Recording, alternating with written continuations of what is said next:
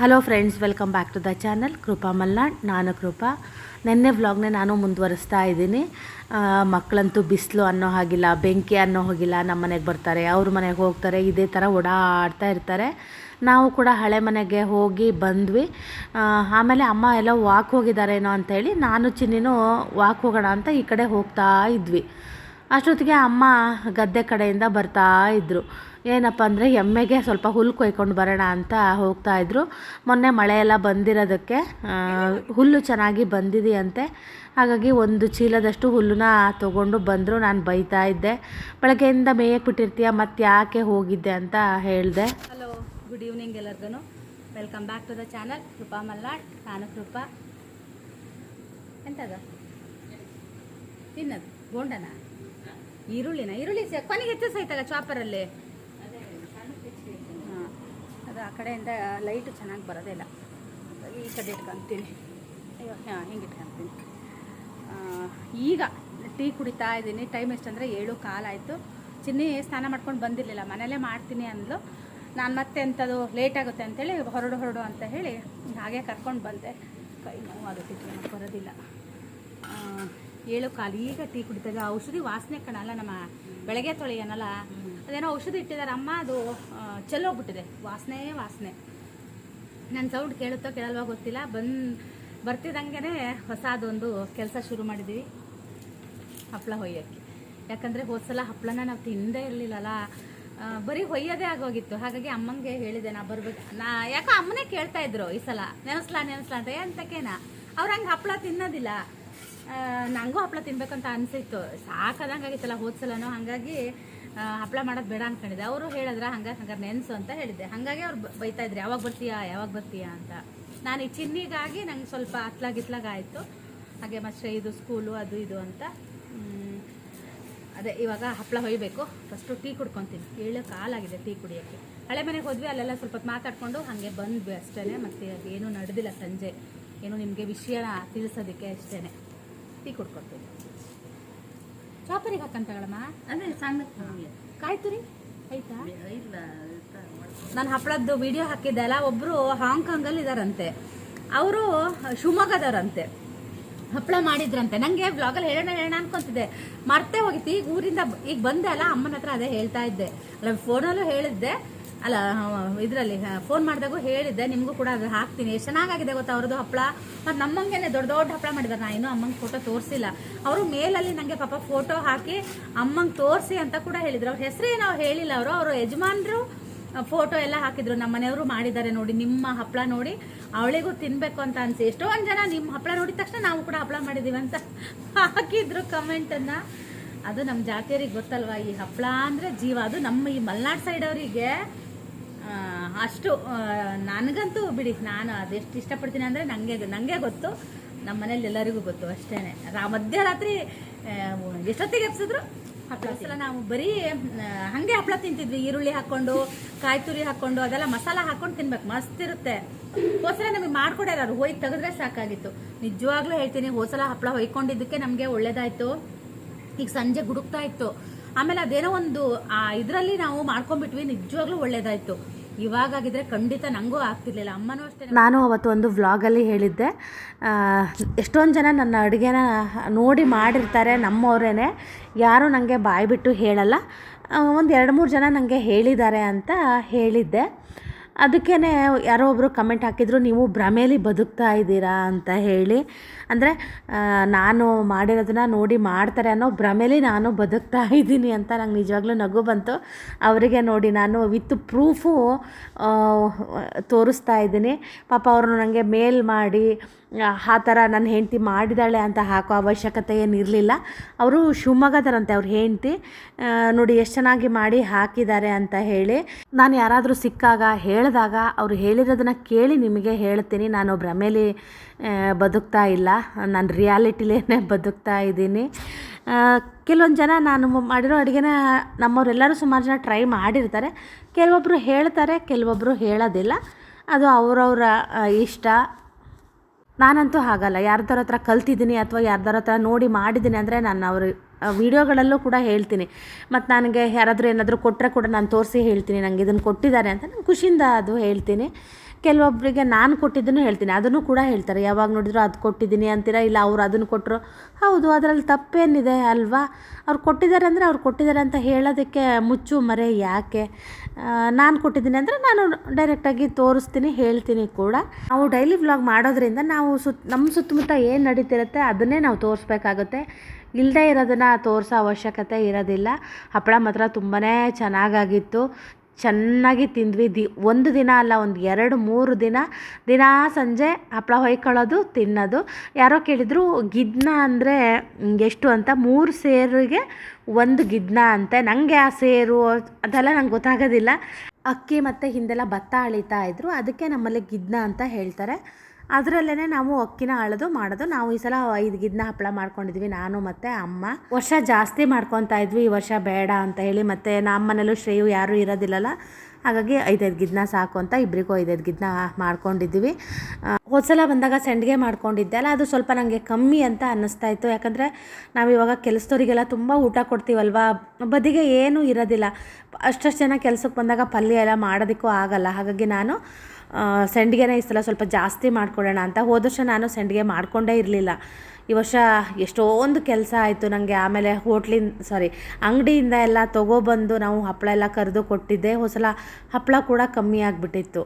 ಹಾಗಾಗಿ ಈ ಸಲ ಸ್ವಲ್ಪ ಸಂಡಿಗೆ ಜಾಸ್ತಿ ಮಾಡೋಣ ಅಂತ ಸಂಡಿಗೆಗೆ ಅಮ್ಮಂಗೆ ನೆನೆಸೋದಕ್ಕೆ ಹೇಳಿದ್ದೆ.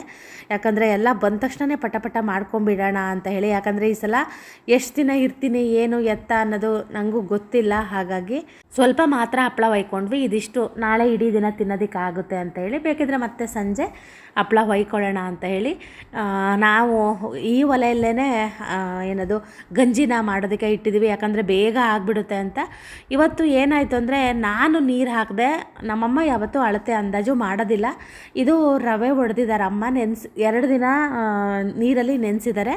ನಿಮಗೆ ಹುಳಿ ಬೇಡ ಅಂದರೆ ನೀರನ್ನು ತೆಗಿಬೋದು. ನಮಗೆ ಹುಳಿ ಬೇಕು, ಹಾಗಿದ್ರಿಂದ ನಾವು ನೀರನ್ನು ತೆಗೆದಿಲ್ಲ. 1 ಲೋಟ ಅಕ್ಕಿಗೆ 4 ಲೋಟ ನೀರು ಹಾಕಿದ್ರೆ ಸಾಕಂತೆ. ಸ್ವಲ್ಪ ನೀರು ಇವತ್ತು ಜಾಸ್ತಿ ಆಗಿಬಿಟ್ಟಿತ್ತು, ಹಾಗಾಗಿ ಸ್ವಲ್ಪ ತೆಳು ಆಗಿಬಿಟ್ಟಿತ್ತು. ನಾವು ಈ ಸಂಡಿಗೆನ ಏನು ಮಾಡ್ತೀವಿ ಅಂದರೆ, ಹಿಂದಿನ ದಿನ ಸಂಜೆನೇ ಈ ಥರ ಬೇಯಿಸಿ ಇಟ್ಕೊತೀವಿ. ಬೆಳಗ್ಗೆ ಇಡೋದಕ್ಕೆ ಚೆನ್ನಾಗಾಗುತ್ತೆ, ಅಂದರೆ ತಣ್ಣಗಾದ್ಮೇಲೆ ಚಕ್ಲಿ ಒಳ್ಳಲ್ಲಿ ಒತ್ತೋದಕ್ಕೆ ಚೆನ್ನಾಗಾಗುತ್ತೆ ಅಂತ.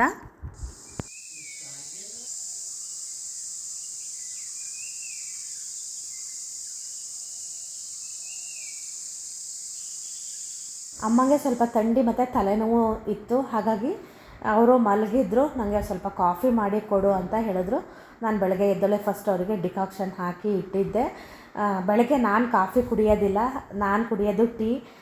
ಅಮ್ಮ ನಾನಿಲ್ಲ ಅಂದರೆ ಕಾಫಿನೇ ಕುಡಿಯೋದಂತೆ, ನಾನು ಬಂದಾಗ ಮಾತ್ರ ಟೀ ಮಾಡಿ ಕುಡಿತಾರೆ. ಇವತ್ತು ನನಗೆ ಥಂಡಿಯಾಗಿದೆಯಲ್ಲ, ಹಾಗಾಗಿ ನಂಗೆ ಕಾಫಿನೇ ಸ್ಟ್ರಾಂಗಾಗಿ ಮಾಡಿ ಕೊಡು ಅಂತ ಹೇಳಿದ್ರು. ಹಾಗಾಗಿ ಅವರಿಗೆ ಅಂತ ಈಗ ನಾನು ಕಾಫಿನ ಮಾಡ್ತಾಯಿದ್ದೀನಿ. ಅವರು ನಾನು ಕಾಫಿ ಕುಡಿದು ಮಾತ್ರೆ ತಿಂತೀನಿ ಅಂದರು. ಹಾಗೆ ಮಾತ್ರೆ ತಿನ್ನೋದು ಬೇಡ ಅಂಥೇಳಿ ನಾನೊಂದು ದೋಸೆ ಹೊಯ್ದು ಕೊಟ್ಟೆ. ನೆನ್ನೆದೇ ಪಲ್ಯ ಇತ್ತು, ಹಾಗೆ ದೋಸೆ ಹಿಟ್ಟಿತ್ತು. ಇವತ್ತು ಅದೇ ದೋಸೆ ಹಿಟ್ಟಿಗೆ ನಾನು ಸ್ವಲ್ಪ ಕಾಯಿ ಚಟ್ನಿ ಮಾಡಿ ಸ್ವಲ್ಪ ಬೆಂಡೆಕಾಯಿ ಬಜ್ಜಿ ಮಾಡೋಣ ಅಂತ ಅಂದ್ಕೊಂಡಿದ್ದೀನಿ. ಅವರಿನ್ನೂ ಎದ್ದು ಇರಲಿಲ್ಲ.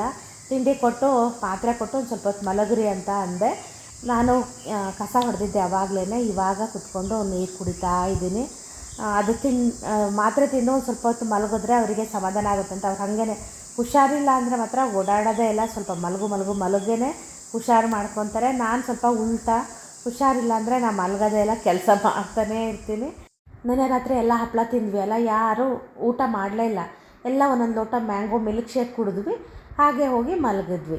ಆಮೇಲೆ ದೋಸೆ ಹಿಟ್ಟು ಹಾಗೇ ಇತ್ತಲ್ವ, ಅದಕ್ಕೆ ನಾನೇನಂದೆ, ಅಮ್ಮಂಗೂ ಮತ್ತು ಹುಷಾರಿಲ್ಲಲ್ಲ, ಮತ್ತು ಬೇರೆ ಎಂಥ ತಿಂಡಿ ಮಾಡೋದಮ್ಮ ಬೇಡ, ದೋಸೆ ಇಟ್ಟಿದೆಯಲ್ಲ ಅದಕ್ಕೇ ಬೆಂಡೆಕಾಯಿ ತೊಗೊಂಡಿದ್ರು ಅಮ್ಮ, ಅದರದ್ದೇ ಬಜ್ಜಿ ಮಾಡಿಬಿಡೋಣ, ಸ್ವಲ್ಪ ಕಾಯಿ ಚಟ್ನಿ ಮಾಡೋಣ ಅಂತ. ಶ್ರೇಯು ಬೆಂಡೆಕಾಯಿ ಬಜ್ಜಿ ತಿನ್ನಲ್ಲ ದೋಸೆಗೆ, ಅವ್ನು ರೊಟ್ಟಿಗೆ ಮಾತ್ರ ತಿನ್ನೋದು.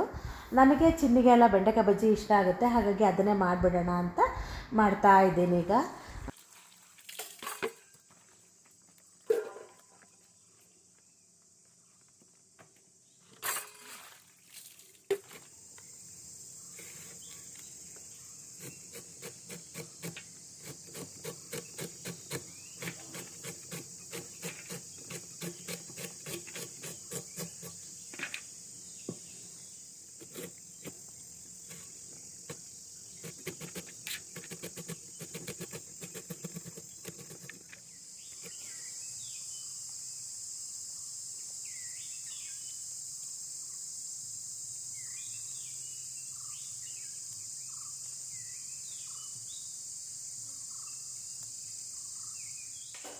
ಅಮ್ಮ ಕೂಡ ಎದ್ದಿದ್ರು.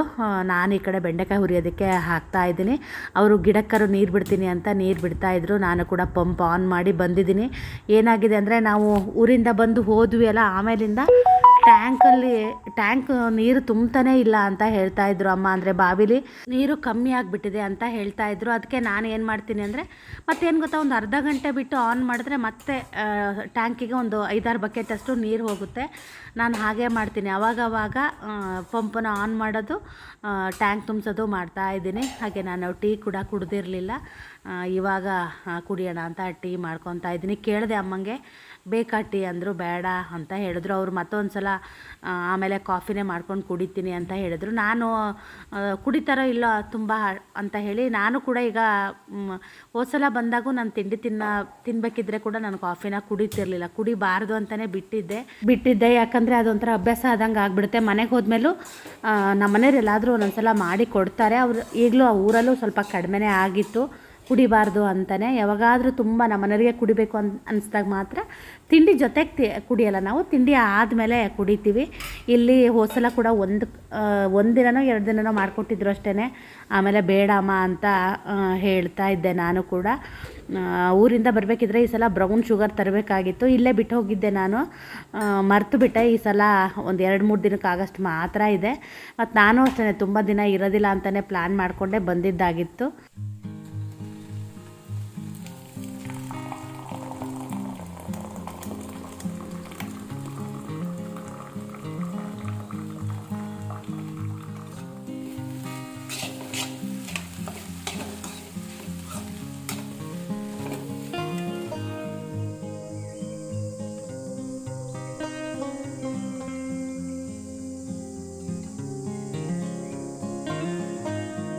ಅಮ್ಮಂಗೆ ಗಿಡಕ್ಕೆಲ್ಲ ನೀರು ಬಿಟ್ಟರು. ಆಮೇಲೆ ಅಮ್ಮಂಗಂದೆ ಬಿಸಿಲು ಏರಿದ ಮೇಲೆ ಸೆಂಡಿಗೆ ಇಡೋದು ಕಷ್ಟ ಆಗುತ್ತೆ, ಸೆಂಡಿಗೆ ಇಟ್ಕೊಬಂದು ಆಮೇಲೆ ಬೇರೆ ಕೆಲಸ ಮಾಡೋಣ ಅಂತ ಹೇಳಿದೆ. ಹ್ಞೂ ಅಂತ ಹೇಳಿದ್ರು. ಹಾಗಾಗಿ ಸೆಂಡಿಗೆ ಇಡೋದಕ್ಕೆ ಅಂತ ಮೇಲೆ ಬಂದಿದ್ದೀವಿ. ನೋಡ್ಬೋದು, ಹೋದ ಸಲ ಸ್ವಲ್ಪ ಗಟ್ಟಿಯಾಗಿತ್ತು, ಈ ಸಲ ಸ್ವಲ್ಪ ಮೆತ್ತಗಾಗಿತ್ತು. ಈ ಥರ ಬಿಡೋದಕ್ಕೆ ಅಷ್ಟು ಚೆನ್ನಾಗಿ ಬರ್ತಾ ಇರಲಿಲ್ಲ ನನಗೆ. ಅವಾಗವಾಗ ಎಳೆ ಇರುತ್ತಲ್ವ, ಅದು ಕಟ್ಟು ಥರ ಆಗ್ತಾಯಿತ್ತು. ಅಮ್ಮಂಗೆ ಈ ಸಂಡಿಗೆ ಅಷ್ಟು ಇಷ್ಟ ಆಗೋದಿಲ್ಲ. ಅವರಿಗೆ ಹಾಗೆ ಇಡೋ ಸಂಡಿಗೆ ಮಾಡ್ತೀವಿ ಆ ಚಮಚದಲ್ಲಿ, ಆದರೆ ಅದು ನಂಗೆ ಅಳತೆ ಅಂದಾಜು ಅವರಿಗೂ ಅಷ್ಟು ಪರ್ಫೆಕ್ಟಾಗಿ ಗೊತ್ತಾಗ್ತಾ ಇಲ್ಲ. ಈ ಸಲ 2-3 ಸಲ ಮಾಡಿದ್ಮೇಲೆ ಒಂದು ಸಲ ಏನೋ ಚೆನ್ನಾಗಿ ಬಂತು ಅಂತ ಅಮ್ಮ ಹೇಳ್ತಾಯಿದ್ರು. ನಾನು ಊರಿಗೆ ಹೋದ್ಮೇಲೆ ಅವರು ಆ ಸಂಡಿಗೆ ಕೂಡ ಮಾಡ್ಕೊಂಡಿದ್ರು. ಇದರಲ್ಲೂ ಅಷ್ಟೇ ಒಂದು ಸ್ವಲ್ಪ ಅಮ್ಮಂಗಿಟ್ಟು ನಾನು ಸ್ವಲ್ಪ ನಾನು ಒಯ್ಯೋಣ ಅಂತ. ಅಮ್ಮ ಈ ಸಂಡಿಗೆ ತಿನ್ನೋದಿಲ್ಲ. ಅವರು ಅಷ್ಟೇ, ಕೆಲಸದವ್ರು ಯಾರಾದರೂ ಬಂದರೆ ಮಾತ್ರ, ಊಟಕ್ಕೆಲ್ಲರೂ ಇದ್ದರೆ ಈ ಥರ ಸಂಡಿಗೆ ಕರಿತೀನಿ ಅಂತ ಹೇಳ್ತಾಯಿದ್ರು. ಅವರು ನನಗೆ ಈ ಸಂಡಿಗೆ ಬೇಡ, ನಾನು ಆ ಥರ ಸಂಡಿಗೆ ಮಾಡ್ಕೊತೀನಿ, ಇದು ನಿನ್ನೆ ಒಯ್ಯಿ ಪೂರ್ತಿ ಅಂತ ಹೇಳಿದ್ರು. ಆದರೂ ನಾನು ಒಂಚೂರು ಇಡೋಣ ಅಂತ ಅಂದ್ಕೊಂಡಿದ್ದೀನಿ.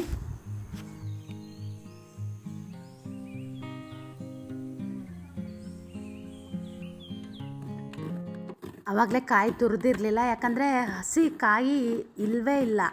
ಅಮ್ಮ ಮೇಲೆ ಹೋಗಿ ಒಂದು ಕಾಯಿ ಹುಡ್ಕೊಂಡು ಬಂದರು. ಮರದಲ್ಲಿದ್ದಾವೆ, ಮರದಲ್ಲಿ ಕೆಡ್ಗೋರು ಯಾರೂ ಇಲ್ಲ. ನಾವು ಬಿದ್ದಿರೋ ಕಾಯಿನೇ ಉಪಯೋಗಿಸ್ತೀವಿ. ಯಾಕಂದರೆ ಒಂದು ಮರ ಹತ್ತಕ್ಕೆ 100 ರೂಪಾಯಿ ಕೇಳ್ತಾರೆ. 100 ರೂಪಾಯಿ ಕೇಳಿದ್ರೆ ಕೊಡ್ಬೋದು, ಆದರೆ ಮರದಲ್ಲಿ ಅಷ್ಟು ಕಾಯಿ ಇರಬೇಕಲ್ವ. ಒಂದೊಂದು ಮರದಲ್ಲಿ 5-6 ಕಾಯಿ ಇರುತ್ತೆ. ಮತ್ತು ಸುಮ್ಮನೆ ಹತ್ಸೋದೇನು ಅಂಥೇಳಿ ಅಮ್ಮ ಏನು ಮಾಡ್ತಾರೆ ಅಂದರೆ, ಯಾರಾದರೂ ಕಾಯಿ ಬೇಕು ಅಂತ ಬಂದರೆ ನೋಡಿ, ಕಮ್ಮಿ ರೇಟಿಗೆ ಕೊಡ್ತೀನಿ, ಯಾರಾದ್ರು ಇದ್ದರೆ ಕೊಯ್ಯೋರಿದ್ದರೆ ಕರ್ಕೊಬಂದು ಕೊಯ್ಸ್ಕೊಂಡು ತಗೊಂಡೋಗಿ ಅಂತಾರಂತೆ. ಅದೇ ಹೋದ್ಸಲ ಯಾರೋ ಒಬ್ಬರು ಬಂದು ಕೊಯ್ಕೊಂಡು ಹೋಗಿದ್ರಂತೆ ಒಂದು 100 ಕಾಯಿನ ಅಂತ ಹೇಳ್ತಾಯಿದ್ರು. ನನಗೂ ಒಂದು ಸ್ವಲ್ಪ ಕಾಯಿ ಬೇಕಿತ್ತಮ್ಮ ಅಂತ ಹೇಳಿದೆ. ಯಾಕಂದರೆ ನಮ್ಮ ತೋಟದಲ್ಲಿ ಬರೀ ಮಂಗ ಹಾಳು ಮಾಡಿ ನಮಗಂತೂ ಕಾಯೇ ಇಲ್ದಂಗೆ ಮಾಡಿದ್ದಾವೆ. ಹಾಗೆ ಬೇವಿನ ಸೊಪ್ಪು ಕೊಯ್ಕೊಂಡು ಹೋಗೋಣ ಅಂತ ಬಂದೆ ಮೇಲೆ. ನಮ್ಮಮ್ಮ ಶ್ರೇಯುಗೆ ಬೈತಾಯಿದ್ರು, ಬರೋದಂತೆ ಇಡೀ ಬ್ಯಾಗನ್ನ ಕಿತ್ತು ಬಟ್ಟೆ ಹಾಕ್ಕೊಂಡು ಹೋಗೋದಂತೆ, ಇಡೀ ಮಂಚ ಹೆಂಗೆ ಮಾಡಿಟ್ಟಿದ್ದ ನೋಡು, ಫಸ್ಟ್ ಅದನ್ನು ಕ್ಲೀನ್ ಮಾಡ್ಕೊತ ಬೈತಾಯಿದ್ರು. ಅದೇ ಈಗ ಅದನ್ನು ಕ್ಲೀನ್ ಮಾಡಬೇಕು.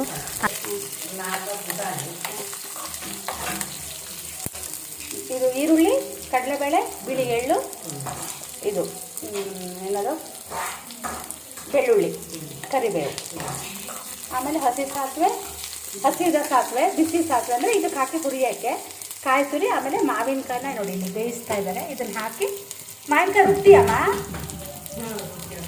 ಆಮೇಲೆ ಮಾವಿನಕಾಯಿ ರುಬ್ಬಕ್ಕೆ ಹಾಕಿದ್ರು ಬರುತ್ತೆ. ಆಮೇಲೆ ಗಿವುಚಿ ರಸ ತೆಗೆದು ಹಾಕಿದ್ರು ಬರುತ್ತೆ. ಆಮೇಲೆ ಮಜ್ಜಿಗೆ ಹಾಕ್ಬೇಕು, ಮೊಸರು ಹಾಕಿ ಒಗ್ಗರಣೆ ಹಾಕಿ ಮೊಸರು ಹಾಕಿದ್ರೆ ಮಾವಿನಕಾಯಿ ಸಾಸಿವೆ ರೆಡಿ. ನಾನು ಹಶಾಮ್ರ ಮಾಡಮ್ಮ ಅಂತಂದೆ, ಯಾಕಂದರೆ ತುಂಬ ಜನ ಕೇಳಿದ್ರಿ ನೀವು ಹಶಾಮ್ರ ಮಾಡೋದನ್ನು ಹಾಕಿ ಅಂತ. ಇನ್ನೊಂದಿನ ಮಾಡಿಸ್ತೀನಿ. ನಮ್ಮಮ್ಮ ಸಖತ್ತಾಗಿರೋ ಹಶಾಮ್ರ ಮಾಡ್ತಾರೆ. ಇವತ್ತು ನಿನ್ನೆ ಮಾವಿನಕಾಯಿ ಇತ್ತಂತೆ, ಉಪ್ಪಿನಕಾಯಿ ಹಾಕಿದ್ದು, ಅದನ್ನು ಫ್ರಿಜ್ಜಲ್ಲಿ ಇಟ್ಟಿದ್ರು. ಅದಕ್ಕೆ ಮಾವಿನಕಾಯಿ ಸಾಸಿವೆ. ಯಾರಾದರೂ ವೀಡಿಯೋ ನೋಡಿದ್ರು ಮಾಡ್ಕೊಳ್ಳಿ, ಚೆನ್ನಾಗಿರುತ್ತೆ. ಇದು ಒಂಥರ ಈ ಬೇಸಿಗೆಗಾಲಕ್ಕೆ ತಣ್ಣಗಿರೋ ಸಾರು ಊಟ ಮಾಡೋಕ್ಕೆ ಇಷ್ಟ ಆಗುತ್ತಲ್ವ ಅಂಥವರಿಗೆ. ಸ್ವಲ್ಪ ಕರಿಬೇವು ಹಾಕಿದ್ದಾರೆ. ನಾವು ಬೆಳಗ್ಗೆ ಎದ್ದ ತಕ್ಷಣ ಹಪ್ಪಳ ತಿನ್ನೋಣ ಅಂತ ಬಂದಿದ್ದೀವಿ. ಈಗ ಇದರಲ್ಲಿ ಒಂದೆರಡು ಹಪ್ಪಳ ತಿನ್ನಬೇಕು. ನಂಗೆ ಹಾಗೇ ಹಪ್ಪಳನ ಓಡಾಡ್ತಾ ತಿನ್ನೋಕ್ಕೆ ಇಷ್ಟ ಆಗುತ್ತೆ. ಹಾಗಾಗಿ ಆ ಥರ ಹೊಯ್ದು ಇಟ್ಕೊಂಡಿರ್ತೀನಿ. ಅಮ್ಮ ಈ ಕಡೆ ಬೆಂಡೆಕಾಯಿ ಬಜ್ಜಿ ಕೂಡ ಮಾಡಿದ್ರು. ನಾನೆಲ್ಲ ರೆಡಿ ಮಾಡಿ ಕೊಟ್ಟಿದ್ದೆ, ಹುರಿದು ಕೂಡ ಇಟ್ಟಿದ್ದೆ. ಅವರು ಮೊಸರು, ಹಾಲು ಹಾಗೆ ಉಪ್ಪನ್ನು ಹಾಕಿದ್ದಾರೆ. ಈರುಳ್ಳಿ ಕೂಡ ನಾನೇ ಹೆಚ್ಚಿ ಕೊಟ್ಟಿದ್ದೆ. ನನಗೇನಂದರೆ ಊರಿಗೆ ಬಂದಾಗ ಅಮ್ಮ ಮಲಗಿದ್ರೆ ನನಗೂ ಒಂಥರ ಬೇಜಾರು ಥರ ಅನಿಸುತ್ತೆ. ಅವ್ರು ಎಚ್ಚರ ಇದ್ರೇ ನಮಗೊಂದು ಸಮಾಧಾನ, ಎದ್ದು ಓಡಾಡ್ತಾ ಇದ್ರೇ. ಆಲೂಗಡ್ಡೆ ಪಲ್ಯ ಹಾಳಾದಂಗೆ ಆಗಿತ್ತು, ಹಾಗಾಗಿ ಅದನ್ನು ಶ್ರೇಯಿಗೆ ಹಾಕ್ಕೊಟ್ಟಿದ್ದೆ. ಆಮೇಲೆ ತಿನ್ನಬೇಡ ಅಂತ ಹೇಳಿ ಬಿಡು ಅಂದೆ. ಅವನು ಕಾಯಿ ಚಟ್ನಿ ಹಾಗೆ ಬೆಣ್ಣೆ ಹಾಕ್ಕೊಂಡು ತಿಂದ. ಅಮ್ಮ ಬಿಸಿ ಮಾಡಿ ಫ್ರಿಜ್ಜಲ್ಲಿ ಇಟ್ಟಿದ್ರು. ಅವ್ರು ತಿನ್ನಬೇಕಿದ್ರೆ ಏನೂ ಆಗಿರಲಿಲ್ಲ ಅಂತೆ. ಶ್ರೇಯು ಯಾಕೋ ವಾಸನೆ ಬಂದಂಗೆ ಅನ್ನಿಸ್ತಾ ಇದೆ ಅಂತ ಹೇಳ್ತಿದ್ದ. ಅವ್ನು ತುಂಬ ಸೂಕ್ಷ್ಮ, ಹಾಗಾಗಿ ಬೇಡ ಬಿಡು ಅಂತ ಹೇಳಿದೆ. ಮತ್ತು ಅವ್ನು ಹಂಗೆ ಹೇಳಿದ್ಮೇಲೆ ನಮಗೂ ಯಾಕೋ ತಿನ್ನೋಕ್ಕೆ ಮನಸ್ಸು ಬರಲಿಲ್ಲ. ನಾವೆಲ್ಲ ಬೆಂಡೆಕಾಯಿ ಬಜ್ಜಿ ಹಚ್ಕೊಂಡು ತಿಂದ್ವಿ. ನೋಡಿ, ಮಕ್ಕಳೆಲ್ಲ ಸೇರಿ ನಮ್ಮ ಮನೆಗೆ ಬಂದಿದ್ದಾರೆ. ಇವಾಗ ದೊಡ್ಡ ಮನೆಯಲ್ಲೂ ಫುಲ್ ಸಿಗುತ್ತೆ. ಜಿಯೋ ಆದರೆ 4G 5G ಇದ್ದರೆ 5G, ಅದೇ 5G ಇದ್ದರೆ ನಮ್ದೆಲ್ಲ 5Gನೇ. ನಿನ್ನ ನೋಡಿ ಎಷ್ಟಿರುತ್ತೆ.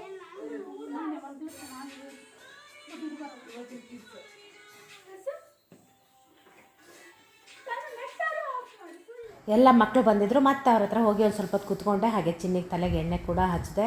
ನಾನು ಹಚ್ಕೊಳ್ಳೋಣ ಅಂತ ಅಂದ್ಕೊಂಡೆ, ಆಮೇಲೆ ಬೇಡ ನಾಳೆ ಏನಾದರೂ ಹಚ್ಕೊಳ್ಳೋಣ ಅಂತ ಸುಮ್ಮನಾದೆ.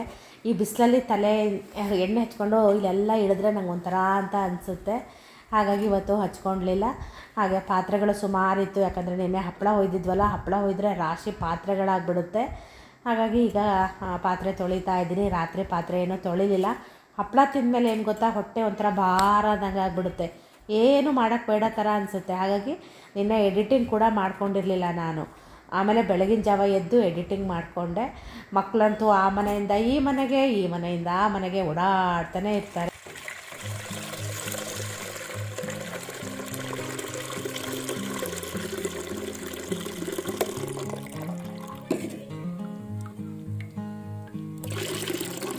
ರೇಣುಕಾ ಬರ್ತಾಳೆ ಅಂತ ಹೇಳಿ ಬೇಗ ಕೆಲಸ ಎಲ್ಲ ಮುಗಿಸ್ಕೊಂಡೆ. ಫೋನ್ ಮಾಡಿ ಕೇಳ್ತೀನಿ, ಬರೋದಿಲ್ಲ ಅಂತ ಹೇಳಿಲ್ಲ. ನಾನು ಟೈಮೇ ನೋಡಿಲ್ಲ, 9:15 ಆಗಿದೆ. 9:15, ಈಗ 9:45 ಆಯಿತು. ಅವಳು ಬರ್ತಾಳೆ ಅಂತ ಕೆಲಸ ಎಲ್ಲ ಬೇಗ ಮುಗಿಸ್ಕೊಂಡೆ. 9:15 ಬರ್ತಿಲ್ಲಲ್ಲ, ಹಾಗಾಗಿ ಆಮೇಲೆ ಹೇಳ್ತಾಳೆ, ನಾ ಬರೋದಿಲ್ಲ ಅಮ್ಮ, ನಾಳೆ ಬರ್ತೀನಿ ಅಂತ ಹೇಳಿದ್ಲು. ಅವನ ಮಗ ಎತ್ತು ಹೇಳ್ದ, ಇಲ್ಲ ಇವತ್ತು ಕಟ್ಟಿಗೆಗೆ ಬಂದಿದ್ದಾರೆ, ಹಾಗಾಗಿ ನಾಳೆ ಕಳಿಸ್ತೀನಿ ಅಂತ ಹೇಳ್ದ. ಹಾಗಾಗಿ ಈಗ ನೆಲ ಒರೆಸ್ಬೇಕು. ಅಮ್ಮ ಮಲಗಿದ್ದಾರೆ, ಮಾತ್ರೆ ತಿಂದು. ಹಾಂ, ಇಷ್ಟೋ ತನಕ ಆಟ ಆಡಿ ಆಯ್ತು. ಈಗ ಜಗಳ ಶುರುವಾಗಿದೆ. ಏನಂತೆ ಮೊಬೈಲಿಗಾಗಿ ಜಗಳ. ನಾನು ಅದೇ ಆ ಮಕ್ಳನ್ನ ಕೇಳ್ತಾ ಇದ್ದೆ, ಮೊಬೈಲ್ ನಿಮ್ದ ನಿಮ್ಮ ಅಪ್ಪ ಅಮ್ಮಂದ ಅಂತ. ನಾನು ಅದನ್ನೇ ಆ ಮಕ್ಳಿಗೆ ಕೇಳ್ತಾ ಇದ್ದೆ. ಎಲ್ಲರೂ ಅವ್ರವ್ರ ಅಮ್ಮ ಅಂದು ಅಪ್ಪನದು ಮೊಬೈಲ್ ಹಿಡ್ಕೊಂಬಂದು ಕುತ್ಕೊಂಡಿದ್ದಾರೆ. ಶ್ರೇಯನು ಎಷ್ಟೋ ತನಕ ನಂದು ನೋಡ್ತಾ ಇದ್ದ. ನಮ್ಮ ಊರಿಗೆ ಇದು ಬರುತ್ತೆ ಗೊತ್ತಾ, ಆನ್ಲೈನ್ದು ಅವ್ರದ್ದು ಎಷ್ಟು ದೊಡ್ಡ ಬ್ಯಾಗ್ ಹೊತ್ಕೊಂಡು ಹೋಗ್ತಾ ಇದ್ದಾರೆ. ನಮ್ಮಮ್ಮ ಅದೇ ಅಂತಿದ್ರು, ಅದು ಎಂತ ಇಟ್ಕೊ ಬರ್ತಾರೆ ಅಷ್ಟು ದೊಡ್ಡ ಬ್ಯಾಗಲ್ಲಿ ಅಂತ ಹೇಳಿ. ತುಂಬ ಜನ ಆರ್ಡ್ರ್ ಮಾಡ್ತಾರಂತೆ. ಇಲ್ಲಿಗೂ ಬರುತ್ತೆ ನೋಡಿ. ನಮಗೆ ನೆಟ್ಟಿಗೆ ಬರಲ್ಲ, ರಿಪ್ಪನ್ಪೇಟೆಗೆ. ಇಲ್ಲಿ ತುಂಬ ಬರುತ್ತಂತೆ.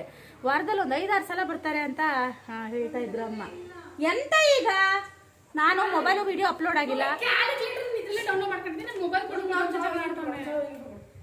ಎಷ್ಟು? ಎಂತಕ್ಕೆ 1200 ರೂಪಾಯಿ ಅಂತ ಕೊಡ್ಬೇಕು? ಹಾಳು ಮಾಡ್ಬಿಡೋದು. ಚಿನ್ನಿ ವೈರಸ್ಗೆ ಇದ್ರೆ ಕೇಬಲ್ಲು. ಮೊಬೈಲಿಗಾಗಿ ಜಗಳ. ಈಗ ನಾನು ವಿಡಿಯೋ ಇಷ್ಟ ತನಕ ನೋಡಿದ್ನ, ನನ್ನ ಮೊಬೈಲು ಚಾರ್ಜ್ ಇಲ್ಲ, ವಿಡಿಯೋ ಅಪ್ಲೋಡ್ ಕೂಡ ಆಗಿಲ್ಲ. ಎಲ್ಲ ಖಾಲಿ ಮಾಡಿದ್ರೆ ಅಂತ ಹೇಳಿ ಅದೇ ಹೊರಗಡೆ ಒಂದು ಅಮ್ಮ ಮಲಗಿದಾರೆ ಮಾತ್ರೆ ತಿಂದು. ಥಂಡಿ ಒಂದು ಸ್ವಲ್ಪ ಜಾಸ್ತಿ ಆದಂಗೆ ಆಯ್ತು ಅವರಿಗೆ. ಅಮ್ಮಂಗೆ ಯಾಕೋ ಮತ್ತೆ ಥಂಡಿ ಜಾಸ್ತಿ ಆದಂಗೆ ಆಯಿತು ಅಂತೇಳಿ ಹೋಗಿ ಮಲಗಿದ್ರು. ಇವಾಗ ನಾನು ಅಡುಗೆ ಮನೆನ ಒರೆಸ್ತಾ ಇದ್ದೀನಿ. ಪಾತ್ರೆ ತೊಳೆದು ಬಟ್ಟೆ ವಾಶ್ ಕೂಡ ಆಯಿತು. ಇವಾಗ ಅಡುಗೆ ಮನೆ ಒರೆಸಿ ಮನೆಯೆಲ್ಲ ಒರೆಸಿ ಆಮೇಲೆ ಅಮ್ಮಂಗೆ ಎಬ್ಬಿಸಿ ಸ್ನಾನ ಮಾಡಿಸೋಣ ಅಂತ. ಒಂದೊಂದ್ಸಲ ನಾನೇನು ಮಾಡ್ತೀನಿ ಅಂದರೆ, ತುಂಬ ಥಂಡಿ ಆದಾಗ ಬಿಸಿ ಈ ನೀರನ್ನ ತಲೆಗೆ ಹಾಕ್ಕೊತೀನಿ. ತಲೆನೋವು ಸ್ವಲ್ಪ ಕಡಿಮೆ ಆದಂಗೆ ಅನಿಸುತ್ತೆ. ಅಮ್ಮಂಗೂ ಹಾಗೆ ಅಂತ ಇದ್ದೆ. ಬೆಂಕಿ ಕೂಡ ಇವತ್ತು ಬೆಳಗ್ಗೆ ಹಾಕಿದ್ದೆ, ಯಾಕೋ ಕತ್ತೇ ಇರಲಿಲ್ಲ. ಈಗ ಮತ್ತೆ ಹಾಕಬೇಕು. ಮಕ್ಕಳಿಗಂತೂ ಹೇಳಿ ಸಾಕಾಗುತ್ತೆ. ಬರೀ ಅಲ್ಲಿಂದ ಇಲ್ಲಿಗೆ ಓಡಾಡೋದು, ಇಲ್ಲಿಂದ ಅಲ್ಲಿಗೆ ಓಡಾಡೋದು, ಮೊಬೈಲಿಗಾಗಿ ಜಗಳ ಮಾಡೋದು, ಇದಷ್ಟೇ ಕೆಲಸ ಆಗಿದೆ.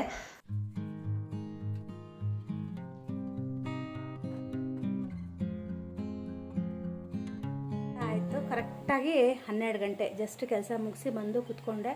ನೀರು ಕುಡಿಯೋಣ ಅಂತ ಅಂದ್ಕೊಂಡೆ, ನೀರು ಕುಡಿಲಿಲ್ಲ. ಬಂದು ವಿಡಿಯೋ ಇವತ್ತು ಯಾಕೋ ಗೊತ್ತಿಲ್ಲ, ನೆಟ್ವರ್ಕೇ ಇಲ್ಲ. ಎಷ್ಟು ಚೆನ್ನಾಗಿಲ್ಲಿ ನೆಟ್ವರ್ಕ್ ಸಿಗುತ್ತೆ. ನಾನು 5 ಗಂಟೆಗೆ ಎದ್ದು ಹಾಕಬೇಕಾಗಿತ್ತು, ಆವಾಗ ಬೇಗ ವಿಡಿಯೋ ಅಪ್ಲೋಡ್ ಆಗಿಬಿಡುತ್ತೆ. ಇಷ್ಟರ ಮೇಲ್ಗಡೆ ವಿಡಿಯೋ ಅಪ್ಲೋಡ್ ಆಗೋದಿಲ್ಲ, ಅರ್ಧನೂ ಆಗಿಲ್ಲ ಏನೋ ವಿಡಿಯೋ ಅಪ್ಲೋಡು. ಇಲ್ಲಾಂದರೆ ಹೊಸಲ ಎಲ್ಲ ಬಂದಾಗ ನನಗೆ ಬೇಗ ಬೇಗ ಆಗಿಬಿಡ್ತಾ ಇತ್ತು. ಇಷ್ಟು ಲೇಟಾಗಿ ಯಾವತ್ತೂ ಆಗಿರಲಿಲ್ಲ. 9:30 10 ಗಂಟೆ 11 ಗಂಟೆ ಒಳಗೆ ಫುಲ್ ಆಗಿಬಿಡ್ತಿತ್ತು.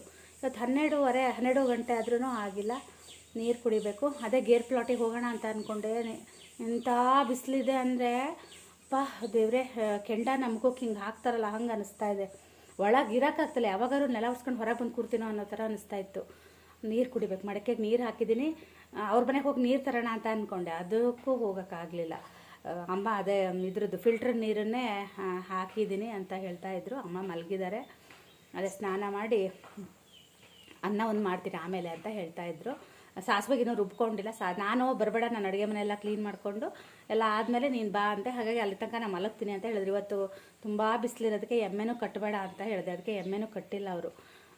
ನಾನು ಹೋಗಿ ನೀರು ಕುಡಿಸಿ ಬಂದೆ ಎಮ್ಮೆಗೆ. ಎಂಥ ಬಿಸಿಲಂದರೆ ನಿಜವಾಗ್ಲೂ ಗಿಡ ಮರ ಪ್ರಾಣಿ ಪಕ್ಷಿ ಹೆಂಗೆ ಜೀವ ಇಟ್ಕೊತಾವೋ ಗೊತ್ತಿಲ್ಲ. ನಿಪ್ಪ ಎಷ್ಟು ಬಿಸಿಲಿದೆ.